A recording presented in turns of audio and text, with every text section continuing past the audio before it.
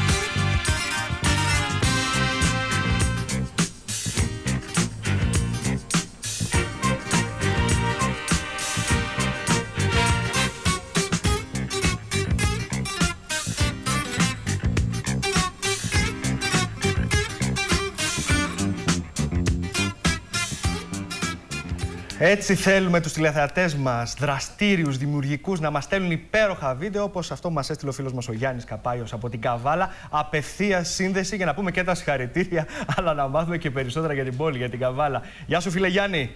Γεια σου, φίλε Πέτρο, και χρόνια πολλά, πολύχρονος. Ευχαριστώ πάρα πολύ. Ευχαριστώ. Να είσαι καλά. Γεια σου, Γιάννη. Καλό μήνα και καλές εκπομπές και του χρόνου και για πολλά χρόνια στην ελληνική τηλεόραση. Αμήν. Καλά να είμαστε. Πού βρίσκεσαι, Γιάννη?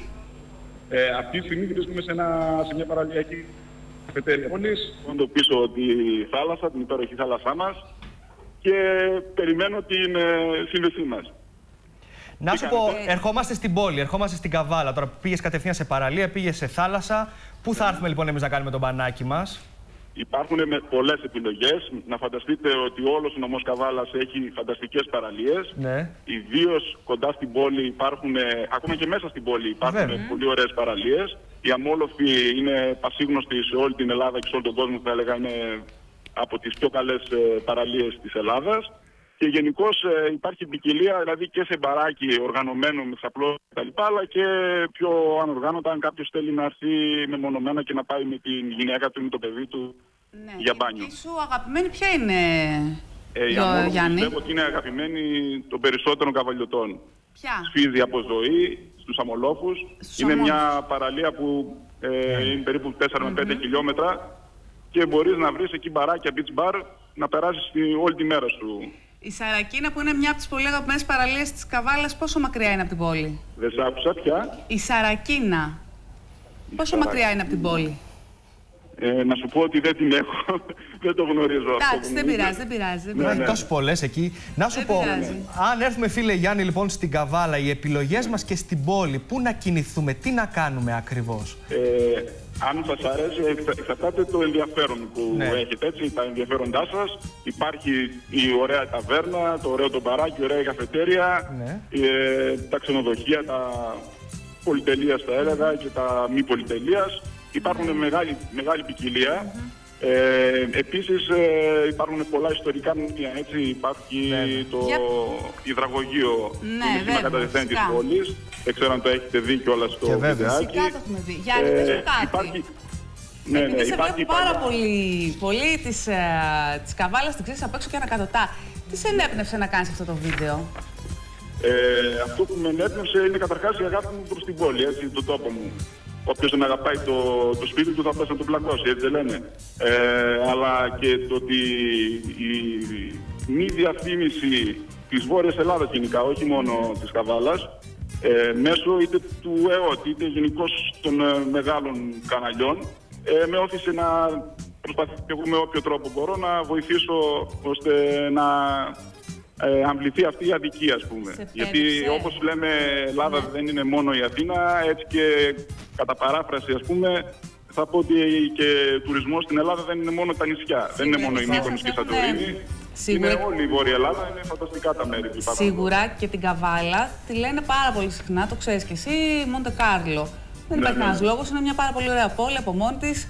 Δεν χρειάζεται κάτι τέτοιου τύπου συγκρίσεις, δεν συγκρίνεται. Εγώ νομίζω ότι είναι μια από τις πολύ ωραίες πόλεις της Μακεδονίας. Σε πέδεψε όμως το γύρισμα αυτό, γιατί πραγματικά ήταν πάρα πολύ ωραία δουλειά. Ευχαριστώ πολύ. Σίγουρα με πέδεψε, ήταν πολλές ώρες. Είναι η τεχνική του time-lapse αυτό το βιντεάκι. Ναι. Θέλει δηλαδή πολλές ώρες να κάθεσαι σε κάποιο σημείο και να τραβήξεις και να μπορέσεις να έχεις αυτό το αποτέλεσμα. Γιάννη, θα πας και στο επόμενο, ετοιμάζεις κι άλλο βίντεο να μας στείλεις? Βέβαια, θα σας στείλω κι άλλα. Περιμένουμε το καλό. Σε ευχαριστούμε πάρα πολύ, Γιάννης Καπάιος από την Καβάλα. Χαιρετισμούς σε όλους τους φίλους μας βλέπουν σήμερα και από εκεί. Να σε καλά, σε χαιρετούμε. Γεια χαρά. Αχ, μονεβασιά τώρα.